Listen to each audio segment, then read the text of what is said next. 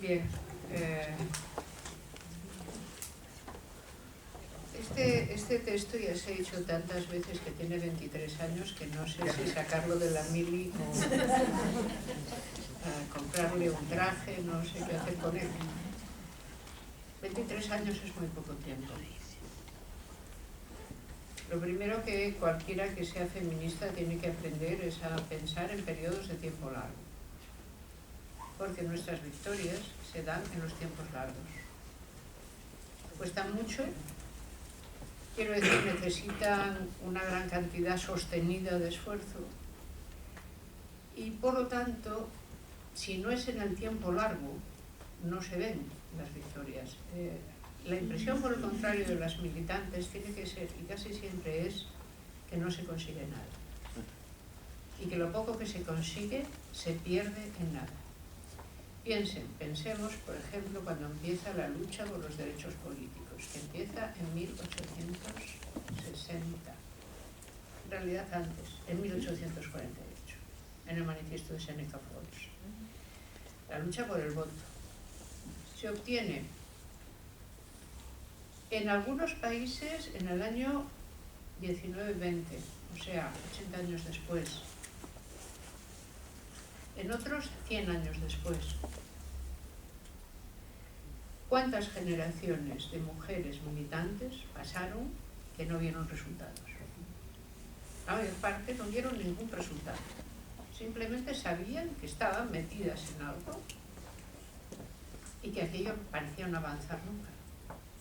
O que cada vez eran más y estaban mejor organizadas, o incluso una sensación extraordinaria, que cada vez tenían más razón. Porque tener razón en política no consiste en decir una cosa antes, sino en que mucha gente se lo cree y te acompaña. Entonces, cuando tienes razón, obviamente. Pues no es lo mismo tener razón y ser, yo qué sé, Elizabeth Taylor Mill, tienes razón, encima tu marido está totalmente de acuerdo contigo y tienes razón, se hace elegir diputado a los comunes y hace el primer gran discurso en defensa del voto de las mujeres, pero no pasa nada. Puede pasar que le votan unos cuantos y votan todos los demás en contra y dicen, uy, qué inteligente ha sido siempre el señor Mill. Pero esto seguro que se lo ha escrito su mujer. Bueno, está el pobre tan enamorado, se entiende que cuando un hombre se enamora hace cualquier cosa. Entonces le felicita a todo el mundo, le votan la mitad y asunto concluido, ¿no? Pero claro, la sensación que tiene, por ejemplo, el gran movimiento feminista británico en 1912, cuando realmente es capaz de convocar en la calle a gente como nunca se ha visto tanta para pedir el voto, es una sensación diferente. Es la sensación de tener razón por la cantidad de compañía, ¿no?, en la que se tiene razón. Y aún así, yo recuerdo una fotografía fantástica que hay de sufragistas y hay una niña pequeñita que está cogida a la mano de su madre. Saben que las sufragistas, lejos de ser como las pintaban en televisión española, eran unas señoras por lo general bastante guapas y vistosas que sistemáticamente se vestían de blanco, no de negro, de blanco, porque es un color alegre, hermoso y con mucha presencia. Entonces convocaban las mañanas blancas. Entonces iban todas vestidas de tal, donde hubiera que ir. Y los desfiles los hacían siempre con una gran previsión estética, ¿no?, de impostar estéticamente el movimiento. Pues de las que salen en la foto solo la niña dio el voto. Es decir, hubo muchísima gente y estuvo trabajando muchísimo tiempo. ¿Eso qué nos enseña? Que pensemos siempre en el plazo largo y en el plazo medio, porque quienes nos precedieron fue lo que hicieron. Si se hubieran dejado simplemente llevar por el humor o por las fuerzas que en cada momento tuvieran, pues probablemente se hubieran aburrido antes o después y hubieran dicho, bueno, hay tantas cosas que hacer, el cultivo de la lenteja es tan bueno, el invernadero proporciona enormes satisfacciones íntimas, la postura después de todo no es tan mala. ¿Quién ha dicho que no puedo salir a ligar otra vez? A ver si fulanito todavía se acuerda de mí. Hay una gran cantidad de cosas útiles y bastantes incluso inútiles con las que una gente que está harta de darse contra una pared, puede intentar parar, ¿no? No pararon. Es curioso, además encontramos una extraña dinámica en el movimiento feminista. Tenemos que aprender de ellas, puesto que somos quienes la siguen. Hay como unas ondas que ciertamente existen, hay picos y bajadas de actividad, pero hay digamos, hay otra mantenida, hay una constante mantenida, ¿no? Los picos se dan dentro de una constante mantenida. Así que lo primero es identificar dónde estamos. Esto es, si estamos en la fase de picos, si estamos en la fase de bajadas, y hasta dónde se baja, es decir, dónde está la constante mantenida, todo eso. Esto está bien poder decirlo ahora, porque cuando este texto se escribió, pues no había manera. Miren, a mí lo que más me asombraba de aquellos benditos años era el erial. Era el absoluto erial. Y que el feminismo, y en especial quizá en España, yo no sé si en esto exagero, era como volver a encontrar el Mediterráneo, porque te lo tenías que inventar, porque no había, ¿no? Si aquí se había hecho tal... Quizá nunca hubo mucho, pero en todo caso lo que se había hecho durante 40 años de dictadura fue tan desierto que no teníamos ni idea de nada. O sea, estábamos en la mejor situación para aprenderlo todo, porque todo lo ignorábamos. Qué suerte, ¿verdad? Poder aprenderlo todo. Y no, era una lata bastante considerable, porque tenías que ir dando pasos que ya no era excesivo que los tuvieras que dar. ¿Por qué? Porque no solo la memoria se había borrado, estoy viendo ahí a Clara Campoamor, y esa memoria no existía. Yo pertenecía a una asociación feminista muy vivaz, éramos muchas y todas teníamos 20 años y no teníamos idea de nada, como bien acabo de contar. Pero eso sí, teníamos un humor de perros, y eso es muy buena cosa para tener. Entonces, estábamos allí y un día llegó una y dijo: tenemos que hacer una asociación como es debido. ¿Y eso qué es? Que sí, tener un nombre y esas cosas. Ah, bueno, y dice, ¿cómo nos podíamos llamar? Y dijo una, Clara Campoamor. Y todas las demás dijimos, ¿y esa quién era? Porque no teníamos ni idea. Pero es lógico, dice, toda esa memoria estaba absolutamente borrada. Entonces, ¿y esa quién era? Era absolutamente inocente y espontáneo, dice. ¿Y esa quién era? Pues verá... Y la que él no sabía dijo, no tengo ni idea. Pero debe ser muy importante. O sea, ella misma había oído campanas. No sabía muy bien dónde. Alguien le había dicho, hubo una. Y entonces, ¿qué se hacía con eso? O sea, ¿dónde estaba la memoria? La memoria, cuando se trabaja en el camino largo, es muy importante. Es lo más importante. Alguien tiene que tener memoria. Alguien tiene que acordarse de lo que pasó antes, de dónde estamos ahora, qué había, por qué ahora estamos mejor o peor, cuáles son los términos de comparación, qué se pensó antes, cómo se pensó esto y por qué ahora lo pensamos de otro modo. Esa memoria. Entonces era el principio general de indiferencia. Entendiendo esto en un sentido filosófico. Llamamos principio de indiferencia cuando no hay ninguna buena razón para preferir A a B. Dice, están bajo el principio de indiferencia. Dice, ¿qué prefieres? ¿Sal o pimienta? Dice, ¿respecto de qué? Dice, no sé, para la arquitectura. Dice, pues me van a dar igual. Es decir, están sometidas al principio de indiferencia porque no veo cómo encajan. Pues bien, nosotras no teníamos referentes y todo ello estaba sometido al principio de indiferencia. Es decir, que igual daba Clara Campoamor que Lilith la bruja, ¿me explico? Dice, vamos a ver un momento. Dice, Clara Campoamor, sí, no sabemos quién es. Lilith la bruja, tampoco sabemos quién es, pero creo que hay una versión de la Biblia que dice que era, pues no. Ahí. Pónganse ahí.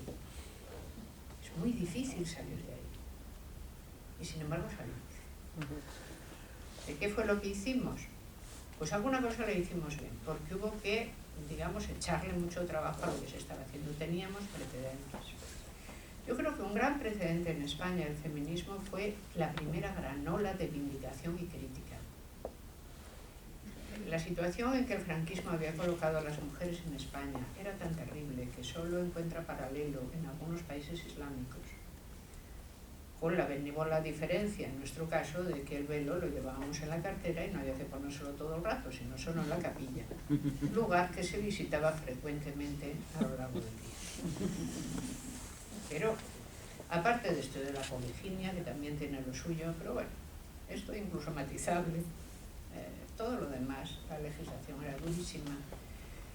Nuestra educación estaba entregada en manos de la Iglesia Católica.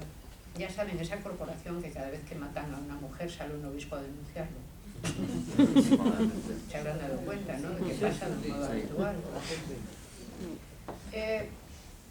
Y realmente estábamos... Una querida amiga de Facebook, iraní, me escribió el otro día y me preguntó ¿cómo era el franquismo? Me dicen que lo que nosotras padecemos es muy parecido. ¿Cómo se sentía usted? Yo reflexioné y dije, sentíamos que ser mujer era una vergüenza.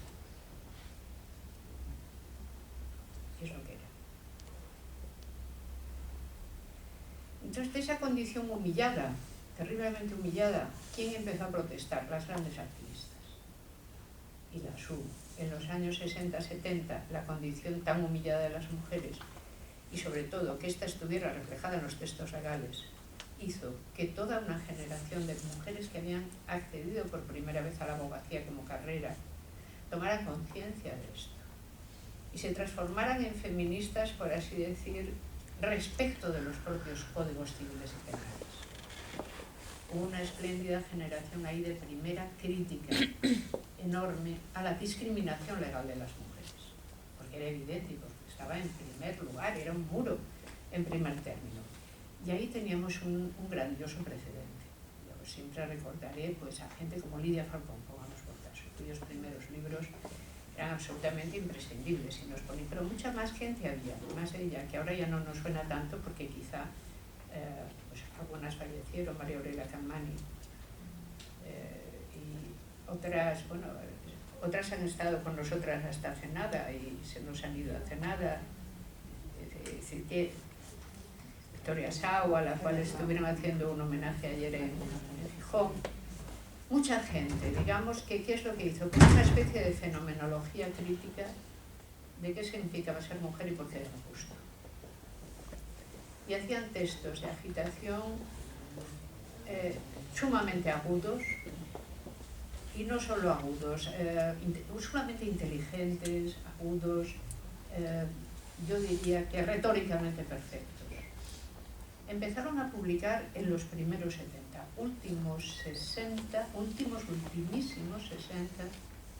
Carlos Castilla del Pino,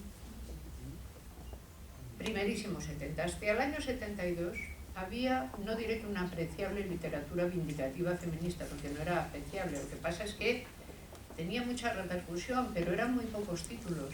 Lo sé porque los tengo todos los que no me mangaron. En aquellos tiempos los libros se mangaban sin la menor mala conciencia. De hecho, ustedes pueden dejar en mis manos cualquier cosa, a sus hijas e hijos, sus tesoros más preciados, el chal que más deseen, la concha que heredaron de su madre, incluso la cartilla del banco. Pero no me dejen un libro. Porque cuando tengo un libro delante, a mí se me olvidan todas las normas. Yo soy de aquella generación que los libros no tenían dueño y eran propiedad común. Sobre todo una vez que los has leído, les coges más cariño todavía. Vamos, caen en un pozo sin fondo. El libro que a mí se me deja, hasta luego.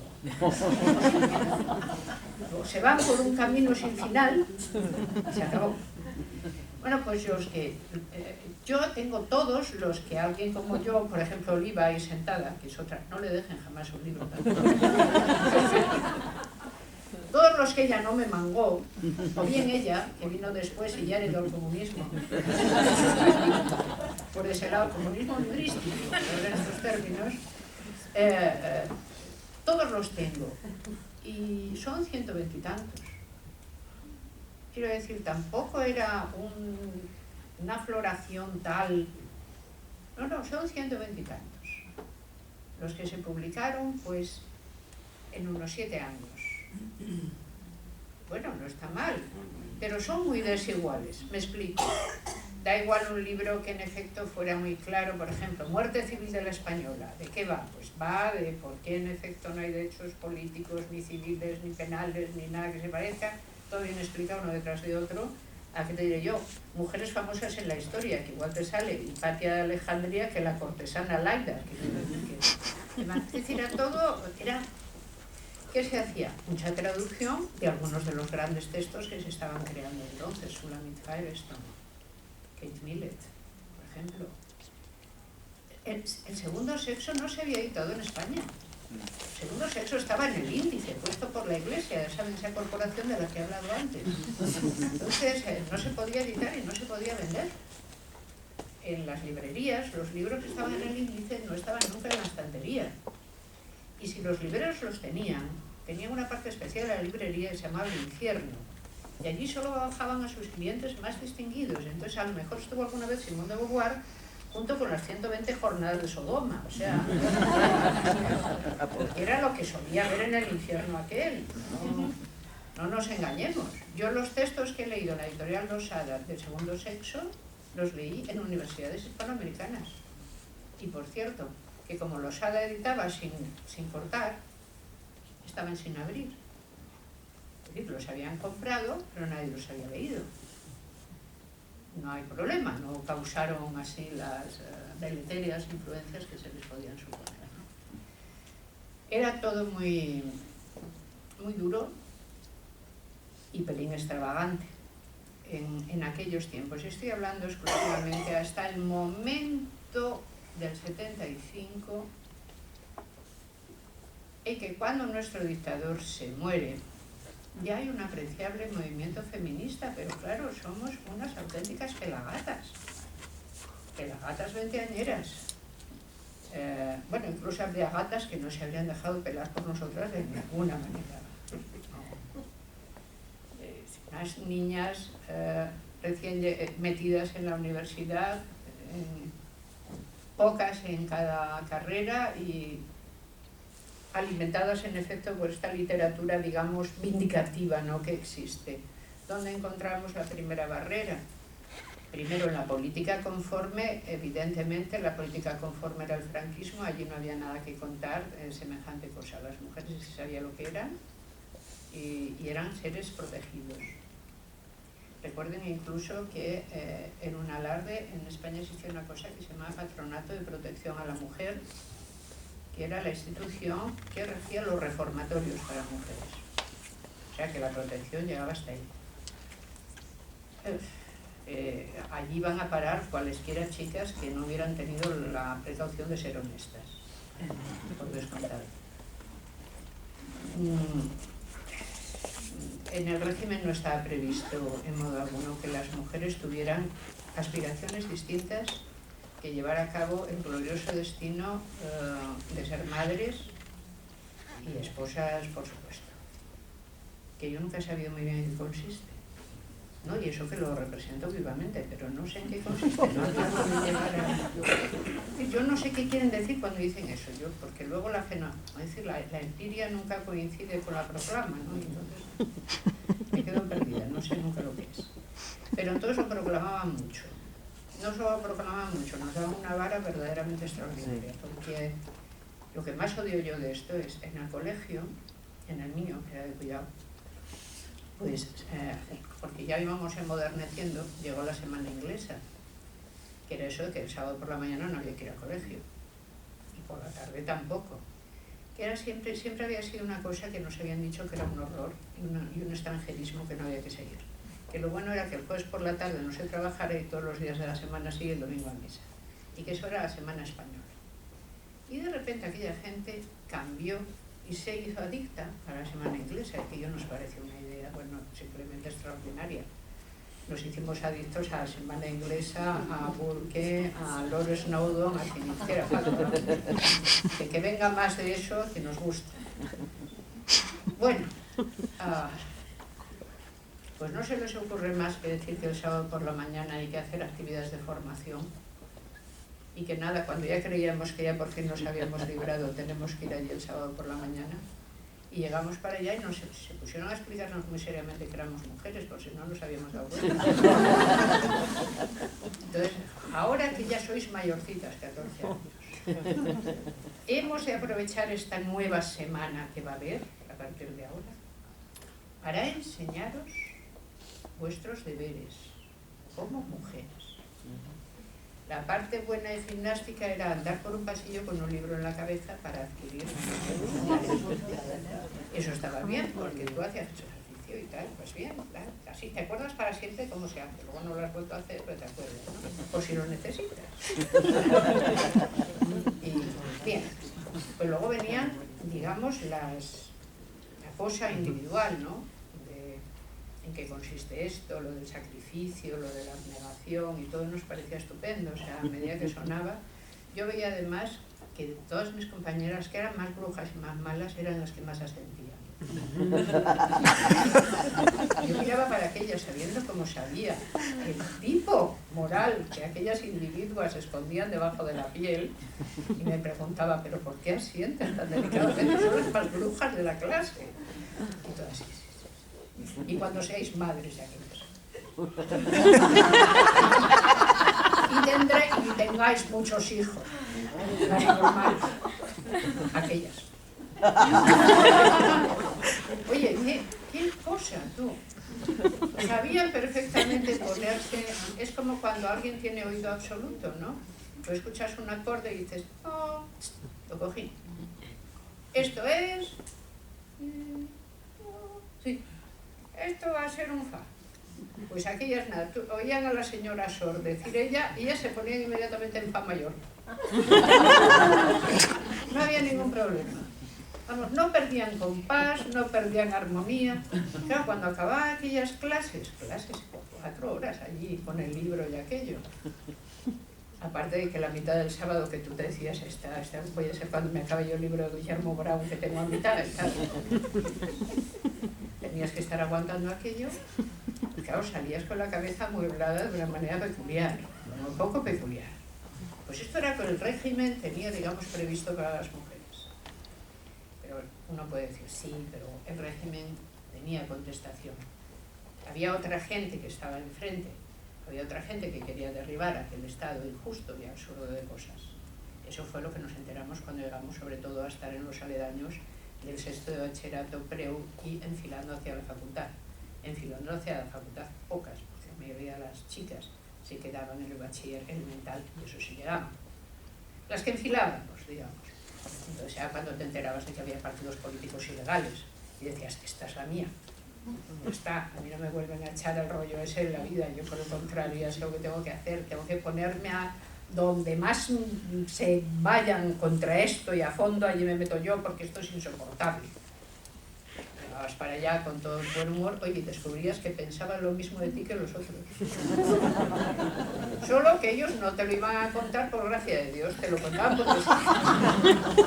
Y los otros te decían que era que Dios lo quería. Y los otros no necesitaban a Dios para eso. Simplemente les parecía de perlas. Entonces te quedabas así diciendo, pero a ver un momento. ¿Dónde estamos? Se ha roto la barca. ¿Quién tiene la tabla? Mirabas, no había tabla. No, pues yo aquí no me quedo a ahogarme, ¿eh? Entonces, había que salir adelante. Y ve Dios que salimos.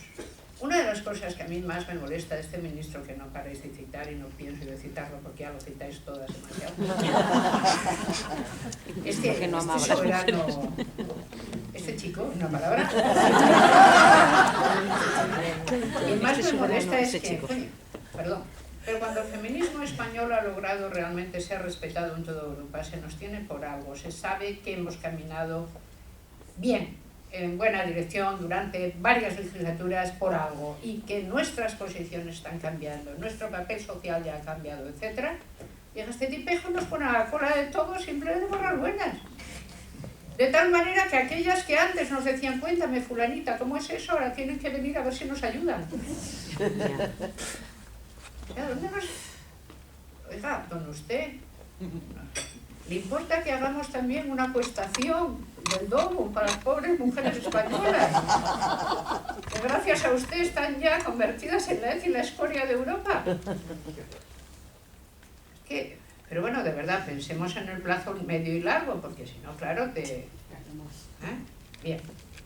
Pues este era el panorama. No era un gran panorama. En ese ¿qué había? Empezó a haber los grandes libros y textos de aquellas, digamos, de las Vindicaciones, y no en vano le pusieron además aquella magnífica revista Vindicación, que además como nos la leíamos era devorar, era una cosa maravillosa. Realmente los textos agitadores de aquellas feministas que nos llevaban 10, 12, 15 años, de las que tanto aprendimos en cuanto a su capacidad agitadora, retórica, su inteligencia. ¿De dónde encontrabas la barrera? Yo la encontré desde luego cuando empecé la licenciatura que yo quería hacer filosofía pura, entonces se llamaba así, y la había solo en 3 sitios de España. Y para ver cómo me iba a ir, me fui a un congreso de filósofos jóvenes. Fue un congreso estupendo, se celebraba en Galicia, en Santiago de Compostela, y nada más que llegamos, nos metimos todos en el mismo bar, donde habíamos. Fuimos a 2 bares porque el gobernador civil acaba de suspender el congreso y por lo tanto no había donde reunirse. Entonces todo el congreso fue recorriendo diversos bares durante una tarde entera, a ver si encontraba un bar donde... Porque simplemente el lugar que nos habían previsto para poder realizar el congreso, como al estar prohibido, no había lugar. Acabamos, no me acuerdo dónde, pero era muy lejos, muy fuera de Santiago, en lo que parecía ser el primer piso de una especie de taberna que había debajo, donde todo el mundo sentado en el suelo empezó a decir cómo veía él la situación y por qué, y qué había que hacer. La gente pedía ordenadamente la palabra, había un moderador que le daba la palabra y la gente, si quería responder a la que había oído, pedía la palabra y le daba la palabra. La relación, yo era la única chica en mi clase de filosofía en Valencia, la relación de mujeres respecto de varones en aquel congreso podría estar entre el 5 y el 7%. Aún hasta hace poco, filosofía llamada pura es la única licenciatura, o era la única licenciatura de humanidades que era sobre todo masculina. Yo empecé a escuchar las intervenciones, una detrás de otra, y me empezó a extrañar una cosa. Cada vez que intervenía un chico, alguien decía, lo que ha dicho el compañero quiere decir, y entonces yo, porque yo pienso y me parece. Intervinieron 3 chicas. Oye, simplemente fue, siguiente. A la tal, todos allí dándose un autobombo extraordinario. Habló otra. No es que ellas digamos que hablaran en un idioma desconocido, ¿no? Y que dijeran cosas extrañas, ¿no? Solían ser sintéticas, rápidas, se las veía con miedo, ¿no? O sea, hay que darse prisa aquí, no le van a dejar a uno, hay que... Aún así, siguiente, me fui de allí, realmente de un humor de perros.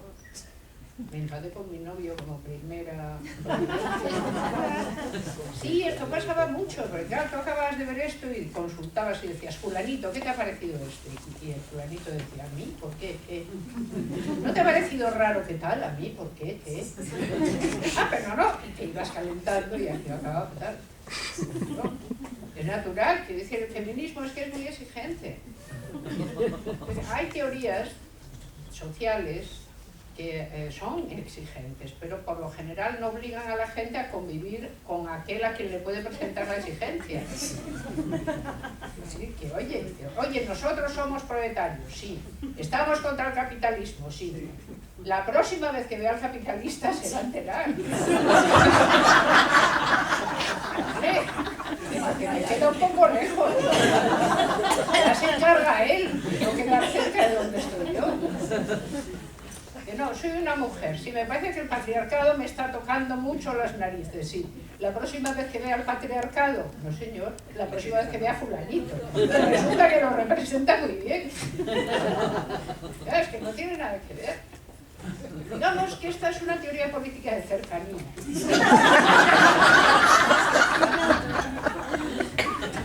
Y entonces tiene, digamos, pues, juega en otro terreno. Juega en otro terreno. ¿Qué pasó entonces? Pues que yo caí de mi sueño dogmático, o sea, la cosa era ver una cosa. Las ORES no te dejan vivir. El franquismo no te deja existir. Los partidos políticos en contra del franquismo no están de acuerdo que tú seas capacidad de existencia tal y como la tienes medio pensada. Pero aquí el mundo del concepto tampoco parece que esté por la labor. Está esto un poco mal, ¿no? Está un poco mal. Por lo tanto, yo recuerdo tener un par de auroras en esta vida. Una fue irme paseando y pasar por delante de esa librería que ha citado Alicia, que en los sintéticos a priori. Kant dijo que había juicios que no eran empíricos y no eran analíticos. Es un juicio analítico aquel que no necesitas probar porque es siempre verdadero. Un triángulo tiene 3 lados. Allá donde haya un triángulo tendrá 3 lados. Es un juicio analítico. Hay un juicio sintético. Por ejemplo, ¿qué les diré yo? Es probable que mañana a estas horas no haya nadie aquí. Dice, o es verdad o no es verdad, me tengo que poner mañana aquí y ver si pasa algo. ¿Vale? Y hay unos juicios que llaman sintéticos a priori, es decir, son aquellos en los cuales nosotros, aún sin probarlo, sabemos a priori que son verdaderos. Por ejemplo, si llueve, el suelo probablemente se moje. Bueno, pues Alicia cree eso respecto de la librería Ojanguren. Porque les ha contado a usted no sé cuántas veces dónde estaba este libro, la librería Ojanguren, sin contarles que Ojanguren es una librería muy conocida de Oviedo, cual si ustedes tuvieran la santa obligación de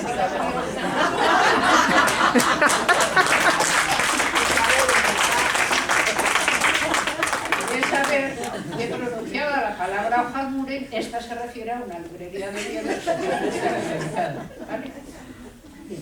Pues pasaba yo por ese lugar, y sintético a priori, a partir de ahora. Miro el escaparate y veo un libro de la editorial Península que pone algo así como lenguaje y filosofía analítica, y veo Victoria Camps. Mi única idea en ese momento que se me puso en la cabeza fue ¡una! Por no decir otra. Pragmática del lenguaje y filosofía analítica. Era su tesis doctoral. Un peñazo. Ella lo sabe, tengo permiso para decirlo. Además, le dediqué sexo y filosofía. No se puede, tiene que salir de alguna manera aquí. Y está claro. Yo quería aquello, dije, una. Hay una. A ver quién es. Me compré Pragmática del lenguaje y filosofía analítica y ni siquiera lo encontré peñazo. No, lo encontré estupendo. Además, yo leía unos peñazos muchísimo peores. Aquí, vamos, no tenía nada que ver. Al lado de Gíntica, aquello era maravilloso. Y luego se hizo un congreso de filósofos jóvenes, otro. Esta vez legal, porque nos dejaron reunirnos. Y entonces apareció una señora de voz agudísima que hablaba todo el rato, levantaba el dedo y decía cosas muy sensatas y todas seguidas empleando unos palabras de estos que empleamos en filosofía, realmente capaces de hacer temblar a cualquiera. Y me dije yo, ¡otra! ¡Dos! ¡Amorosos! Y entonces me dije, ya hay con quién hacer el camino. Está claro que hay con quién hacer el camino. Es muy importante no estar la primera. Muy importante. Porque sí, yo siempre empiezo a desconfiar de estas que en el currículum ponen. Fue la primera mujer que ingresó no sé dónde. Yo en esto ya no voy a decir todo lo que pienso, no lo voy a decir. No, pero puedo hacer una cita de Cervantes, no, es que. En todo caso, es muy importante porque parte del camino, el camino de la filosofía, ellas lo llevaban hecho.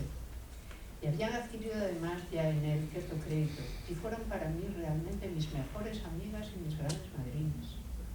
Y me ayudaron siempre, en todo. me ahorraron muchísimas cosas yendo con ellas.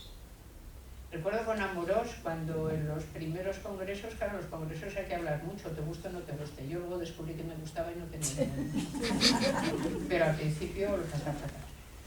Entonces yo recuerdo estar sentada al lado de Celia y Celia dejando un caso de decir, pida palabra. ¿Para qué? Que pidas la palabra. Pero si no se me... ¿Qué pidas? Vale. Te echaban al ruedo. Y después con Victoria, igualmente, la sensatez increíble que siempre ha tenido Victoria para pensar todas las cosas. A pesar de que siempre estamos en la parte opuesta de la calle que haya, dice, ¿dónde queda la otra acera? No sé, yo estoy en esta y te espera que me voy para la otra. Siempre, esta experiencia magnífica de la amistad intelectual con personas con las que en tantas ocasiones, sin embargo, sobre todo con Victoria, no tienes un acuerdo completo. Ni lo vas a tener, porque las cabezas son distintas. Y la amistad asombrosa con Celia, con esa capacidad que tiene realmente ontológica, porque es alguien cuya memoria ontológica es asombrosa. Y eso me permitió a mí hacer este libro. Yo había hecho mi tesis doctoral, una tesis sobre Hegel. Y antes Alicia me recordaba que hay mucho de esa tesis aquí, y es verdad. Este libro es un libro sumamente hegeliano, es cierto.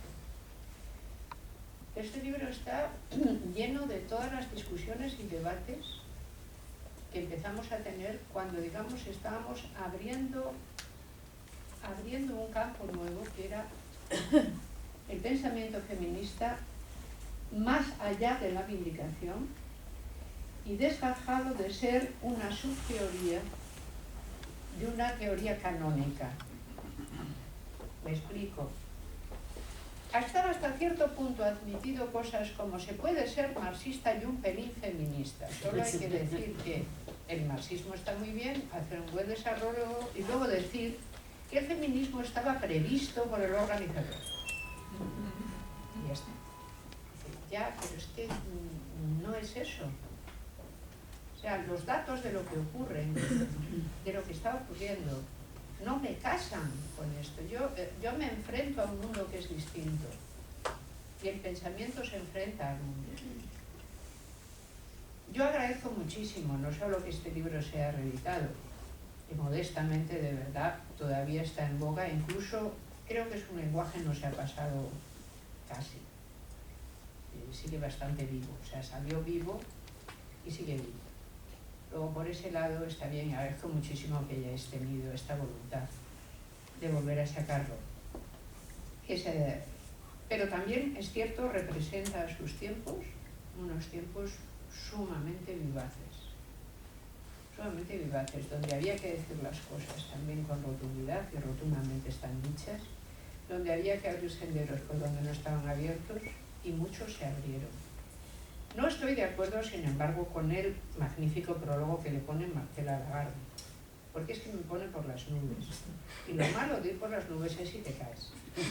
Es decir, claro, hice unas cosas que yo me paraba y decía, por Dios bendito, me abandonaban, ¿qué estaría pensando en Marcela al escribir esto? No.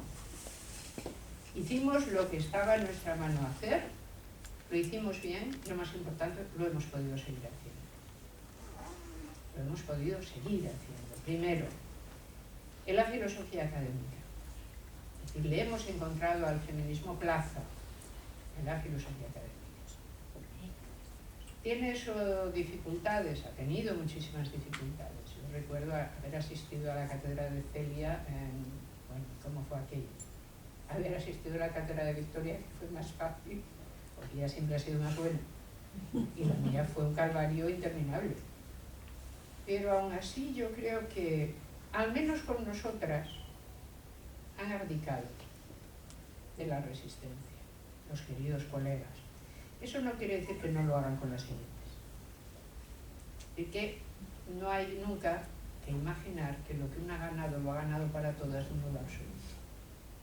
Puede una haber logrado un permiso y ser un permiso individual, digamos como como cuando te daban una cédula de perdón, ¿no? Entonces se te perdona a ti, pero a todas las demás que vengan con las mismas pretensiones ya veremos si las pasamos, ¿no? Entonces en eso hay mucha confusión en las mujeres con talento, y hay muchas mujeres con talento, casi tantas o más que hombres con talento, y desde luego yo, como adoro al sexo masculino, estoy dispuesta a decir que hay muchos hombres con talento.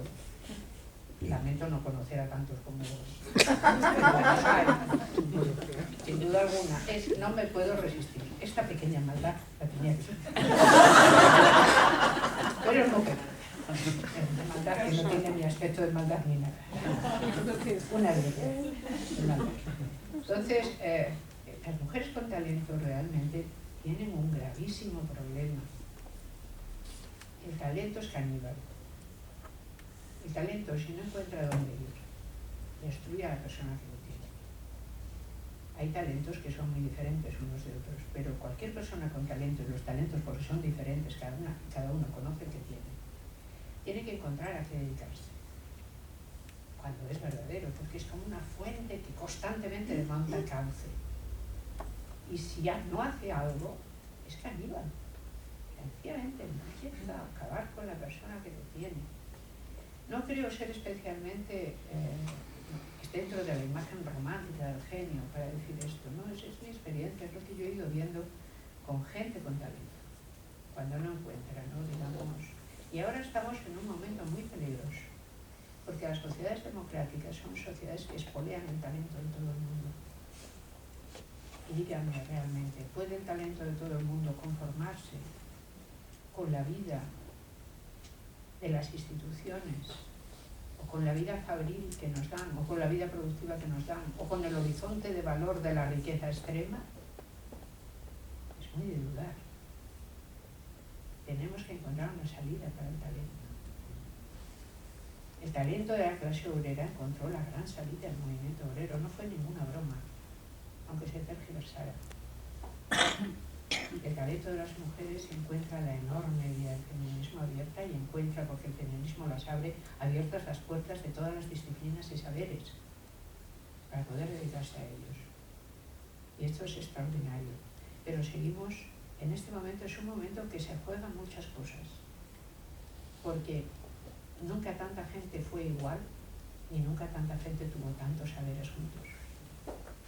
Y por lo tanto el mundo está en un momento especialmente nunca antes visto.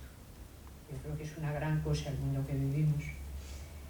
En todo caso, hay de lo que ha dicho Alicia, que es verdad que a mí se me había olvidado completamente que yo le dicté varios capítulos de este libro, se me olvidó por completo. Yo creí que los había escrito yo sola a mano con un guitarrín, ¿no? Pero sí, porque he visto que en el prólogo digo que te doy las gracias por tu ayuda con los textos.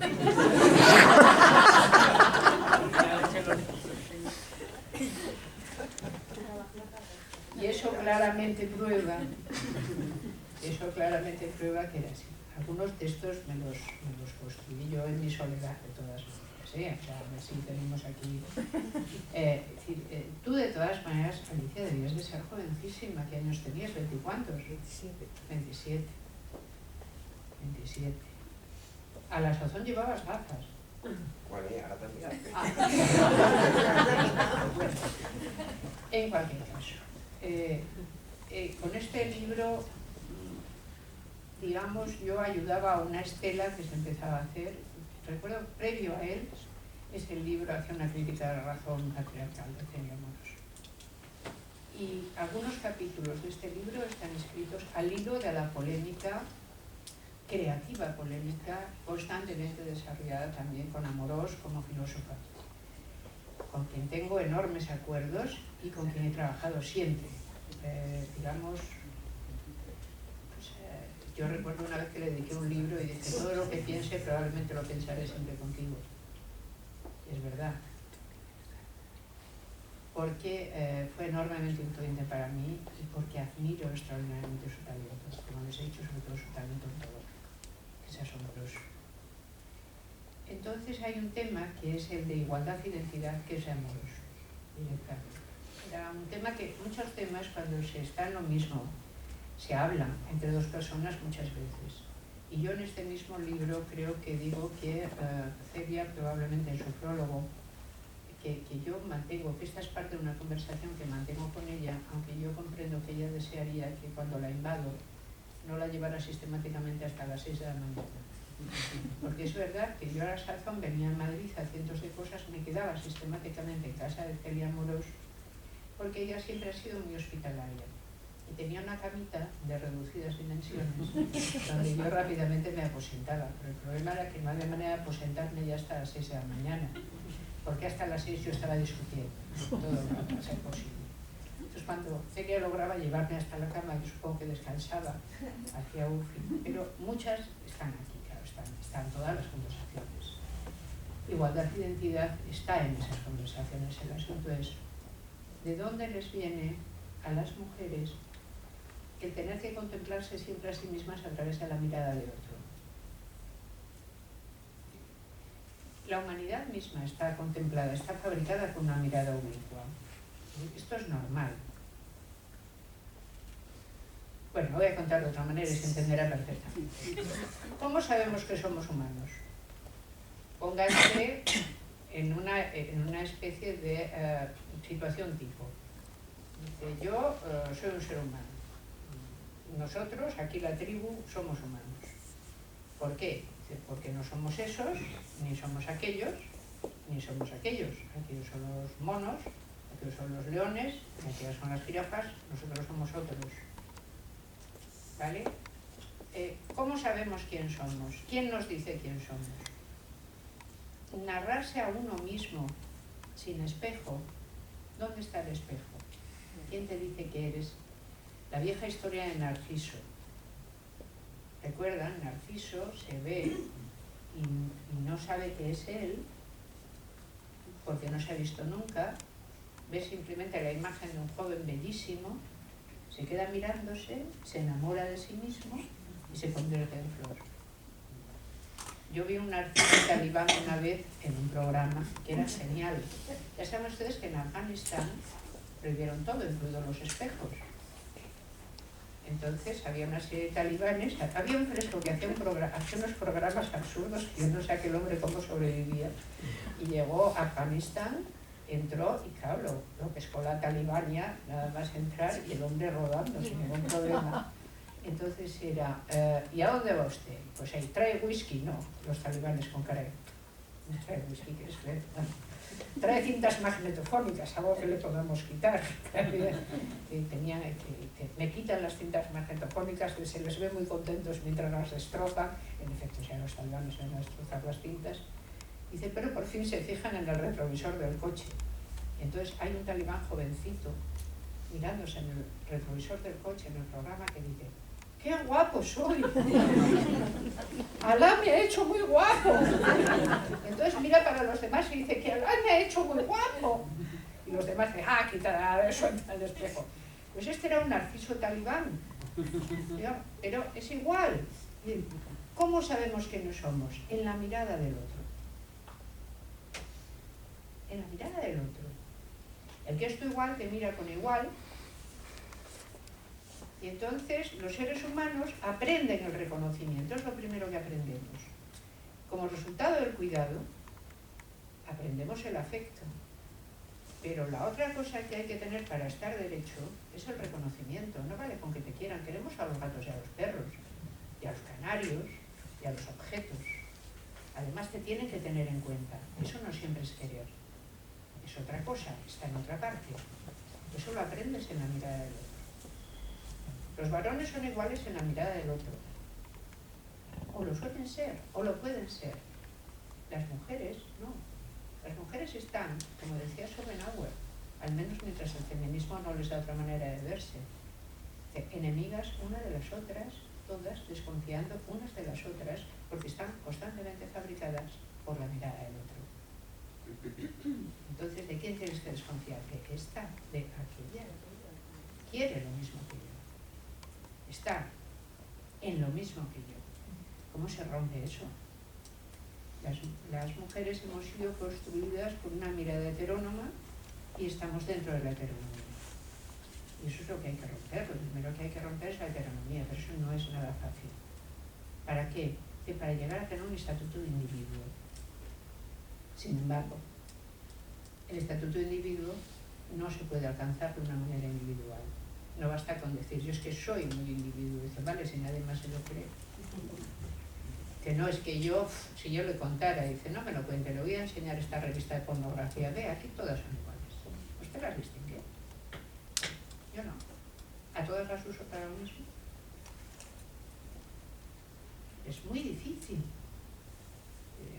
Nuestra individualidad, por poderosa que sea, por bien asentada que esté, por mucho que la hayamos cuidado, está constantemente en trance de constituirse porque el mundo todavía no es nuestro amigo. Y somos las mujeres de Occidente las que mejor vivimos, las que más respeto tenemos, las que más libertad acumulamos y todavía sabemos hasta qué punto no somos un ser humano completo, no porque nos falte nada, pero nos falta la mirada del reconocimiento de que eso es así.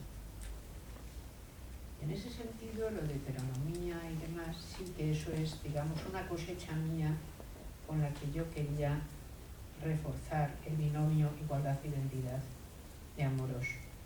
Hay otro texto en este libro, voy a glosar solo estas dos cosas que se hizo interesante, que es el último, Derecho al Mal. El Derecho al Mal es un libro que, claro, es un capítulo, el último del libro, que con ese título bien entenderán que causó cierta fascinación. Porque esto de decir que el derecho al mal hay que tener valor, pero yo a la sazón no se me tenía nada por ver.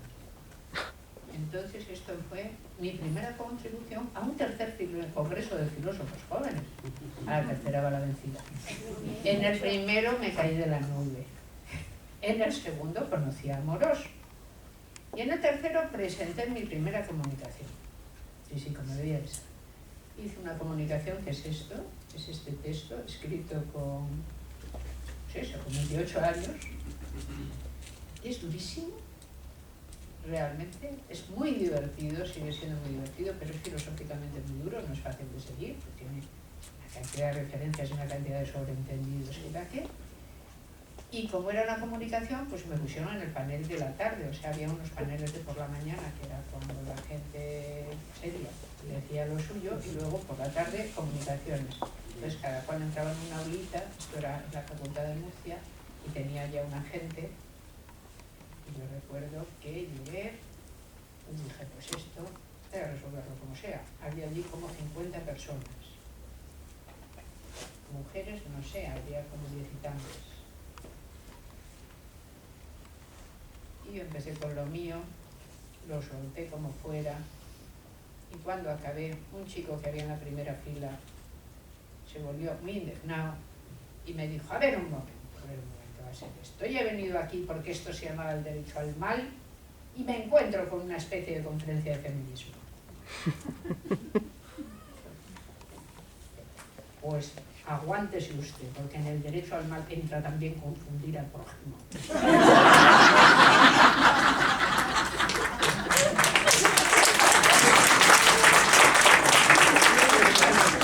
Salí por donde pude, porque era evidente que aquí yo no tenía salida. De aquel congreso, que entré yo con semejante entrada, salí elegida vicepresidenta, eso me vino muy bien. Sí, eso me vino francamente bien, porque me permitió tener una especie de mirada general sobre la situación. Y fui vicepresidenta un año y presidenta al siguiente. En el que fui vicepresidenta estaba Oliva Blanco. Yo me dije, esto va a ser una cosa que vamos a empezar aquí en condiciones. Y por lo tanto, como yo era vicepresidenta, no mandaba nada, como es lógico, le encargué a Oliva un seminario que se llamaba algo así, como si el feminismo es siempre una ilustración. Porque había un tema del que en España no se había hablado jamás, que era del siglo de las luces, el pensamiento ilustrado, el movimiento ilustrado, nada, simplemente lerial. Y como Oliva se estaba dedicando, dado que el Centro de Estudios del siglo XVIII quedaba en la facultad arriba del todo, y a ella le ha gustado siempre subir, subía mucho, y estudiaba a los ilustradores españoles allí. Entonces la gran cacicada que hice fue encargarle a Oliva que por favor hiciera un seminario sobre ilustración. Entonces fui cuando me di cuenta de la segunda parte que tenían todas estas partes, claro. Oliva se pone a dar su seminario sobre ilustración absolutamente erudito y lleno de todo, y primero entra un muchacho seguido por 5 más con coloretes pintados. Sí, con coloretes pintados. El primero, el que llevaba la fila, era un catedrático extremeño. Esto no lo disculpa. Ni la primera ni la segunda parte. Y se pasean tontamente, simplemente interrumpiendo el seminario, ¿no? Luego yo pregunté a los demás que tenían seminarios si habían ido a interrumpir a cualquier otro. Evidentemente no. O sea, tú puedes interrumpir un seminario que haga una mujer, por descontado, y si va de feminismo, por descontado. Pero no vas a interrumpir el seminario que haga un colega, ni mucho menos que haga un catedrático y te puede hacer la puñeta a la vuelta de la esquina en cuanto te pesque en condiciones y arreglarte la vida. Ahora, ir con tus queridos niñitos más amados de tu clase, borrachitos todos y con coloretes, a molestar a un seminario de feminismo e ilustración y de pensamiento ilustrado, ¿por qué no? Este era el ambientito. Bueno, este era el ambientito. Total, que cuando conseguimos que aquella gente se fuera, volvieron con todo, una vez que hubieran tomado un poco más de alcohol, todavía nos quedamos ya, digamos, las más interesadas. Y Oliva pudo seguir desarrollando el seminario. Hasta que una mujer que estaba con 2 niños en el seminario, atrás, porque claro, tú a la ponencia de un menganito fulanes no vas con 2 niños. Vamos, ni loca. Pero muy al contrario, renuncias al saber desde el mismo instante o renuncias al niño o encuentras una manera de arreglarlo. Era un seminario que da una feminista, llevas a los niños para que griten, para que hablen, para que molesten, porque oye, ¿qué problema hay? Vamos a ver. ¿Qué problema hay? Total, que la de los niños, una vez que Oliva acaba de contar a Feijóo, que tiene mucho que ver, como podrán comprobar con lo que sigue, Oliva cuenta a Feijóo, cuenta más o menos el discurso de defensa de las mujeres de Feijóo y cómo estaban las cosas. Va la otra y dice, yo no estoy nada de acuerdo con vosotras. En vez de decir, cállate niño, o cosas así normales, que esperamos todos. Porque yo, durante el parto, tuve múltiples orgasmos. Tuve múltiples orgasmos. Aquella mujer se aprovechó de que yo todavía no había parido. Porque si llego a haber parido, me la tiro al cuello. Y no me están viendo ustedes porque sigo en la cárcel. O sea, no solo se encontrabas, pues eso, he venido aquí a expresarme.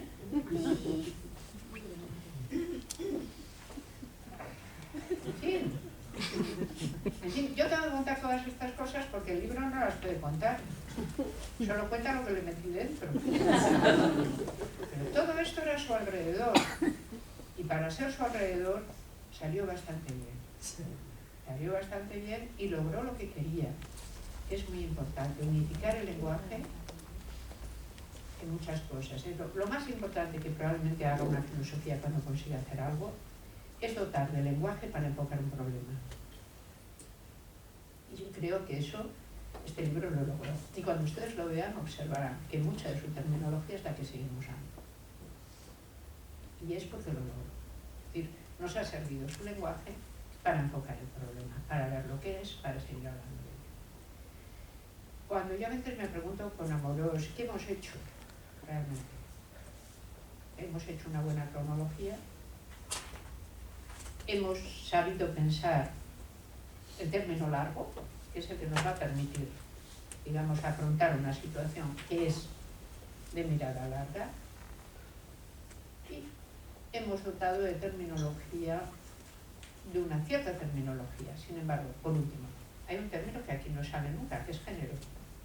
No se lo van a encontrar. Incluso, cuando yo lo acabé y hablé con la editorial, me dijeron título, y sexo y filosofía. ¿Y por qué no género? Me dijeron ellos mismos. Y yo, no, misma lo explico también en su prólogo. ¿Por qué no género? A ver, porque las mujeres, este libro produjo confusiones extraordinarias. Se lo compró Valdano, ¿se acuerdan de él? Sí. No, era uno de estos del mundo del fútbol. Claro, fue a la feria del libro, de eso me enteré yo, y de una cosa que ponía sexo y filosofía, y digo, aquí va a venir la belleza. Cuando lo haya abierto en casa no me quiero ni imaginar a dónde llegó la blasfemia, pero tenía un título equívoco. Es verdad, tú te lo encontrarías en pornografía, pero de todas maneras en la librería esa que queda en el Círculo de Bellas Artes, cuando iba a buscar el feminismo siempre lo tienen ahí abajo, que te tienes que arrodillar como si estuvieras... O sea, dice, oye, feminismo, dicen ahí, dicen, jolín, me he hecho musulmana. Y es una cosa tremenda lo que hacen con el feminismo esta gente. Yo recuerdo una vez haber ido con mi hija y los dos a gatas por aquella librería. O sea, que no le pasaba solo a este pobre, le pasa lo que le echen allí, por lo menos en ese sitio. Pues, ¿por qué no? Porque yo no tenía muy claro. Género es una categoría que viene en último término de la antropología, cosa que no se dice nunca. Y que es la que emplea Margaret Mead, de alguna forma, cuando dice realmente todo lo que normativamente es sexo, no está igualmente distribuido en todas las culturas entre varones y mujeres. Luego hay una realidad normativa que es distinta del sexo biológico. Y eso es lo que entendemos por género, normativa que es distinta del sexo biológico. Me parece una distinción útil, me parece una distinción analítica, pero realmente este libro no iba de utilizar una distinción analítica. Iba directamente de decir, bueno, aquí el sexo está puesto solo en una parte. Vean, cuando en el siglo XVII algunas pensadoras francesas quieren reclamar las primeras indicaciones, ¿no? Reclamar, por ejemplo, dice, reclamamos para el sexo la instrucción. ¿El sexo qué es el sexo? El otro no se concibe como sexo. El sexo solo son las mujeres. Y todavía cuando un sitio pone sex, no crean ustedes que detrás va a haber tíos. No vayan con esa intención, que no. ¿Vale? Sex es girls. Entonces, es previo. Estamos tratando con una masa previa donde la categoría género es una categoría analítica, nos sirve muchísimo sobre todo para justamente analizar. Por ejemplo, si yo quiero decir, voy a estudiar los medios de transporte en función de género, yo sé perfectamente lo que tengo que hacer. ¿Qué medios toman las mujeres y de qué edades y a qué horas más masivamente? ¿En cuál están menos representadas? ¿En cuál menos? ¿En qué profesiones tienen? Por esto y por lo otro. ¿Qué tal? ¿Qué tal? Me saldrá una cosa perfectamente clara donde las mujeres van en autobús, mucho más que los varones. Cogen el avión muchas veces menos. Estaré haciendo un análisis de género. Se podría llamar análisis de la presencia del sexo femenino. Dice, no, mejor. Análisis de género de tal. Y ya está. Entonces es una categoría analítica. ¿Pero en qué sentido, por ejemplo, la violencia de género es de género? Yo sé que esto va a estar clarísimo. La violencia que nos importa, que queremos erradicar, es la violencia masculina sobre las mujeres. Entonces, ¿por qué no se la llama violencia masculina? Bueno, para no tocar el sacrosanto de mí hablas. No, por favor, de usted nunca. No sé que se enfade, jamás, no, que va, no inocencia, nunca. Entonces, esto todo es un poco así. Mire, hay un uso que es exacto y yo creo que científico de la categoría género, que es entonces muy útil. Y hay un uso político de la categoría género que simplemente se usa para no decir feminismo. Y ese uso a mí siempre me ha parecido deplorable. Porque yo creo que hay políticas feministas y políticas antifeministas. No políticas de género, hay análisis de género. Dice, según mi análisis de género, sucede que las mujeres no acceden aquí. Entonces, que deseo la política feminista que impulse que vayan ahí. Que una política de género, no, que una política feminista que vaya ahí. Pero no nos pasa a nosotras solas, digamos, utilizar indistinta, es decir, género no lo quise utilizar porque me parecía que no estaba claro en el uso qué era lo que quería decir. Yo lo entiendo perfectamente qué es lo que quiere decir cuando es una categoría analítica, porque sé lo que es. Ahora, cuando ya se dice hacer políticas de género, no sé de qué género son. Ahora, ¿de qué género son las políticas de género? O sea, ¿qué quiero conseguir? No me atrevo a decir feminismo. Desde luego en América era esto, directamente, en América del Sur. Pero ¿qué pasa? Dice que se enteraron, y tan tontos no son. Yo recuerdo una vez que nos encontramos un panfleto precioso, Millares, tú y yo, esta vez me acuerdo perfectamente que estábamos juntas, que nos pasó a alguien y que decía la ideología del género, y que estaba escrito por varios... Era la iglesia. Bueno, es la iglesia católica, pero estaba encargado. Sí, era en Costa Rica. En Costa Rica, sí. Entonces era, bueno, un panfleto, un librito, ¿no? Hablando de lo malvada que era la ideología de género. O sea que después de todo y pese a todo el trabajo se habían llegado a enterar de qué iba el asunto y a él le resultaba igualmente odioso decir feminismo que género.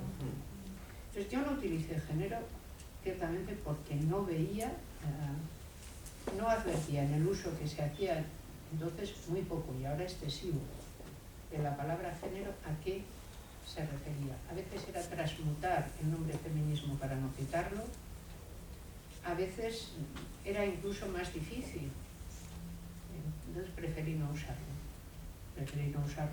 para yo misma no favorecer ningún tipo de confusión. A lo que era feminismo se llama feminismo y ya está.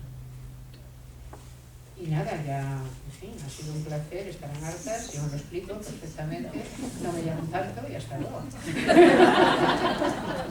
Muchas gracias.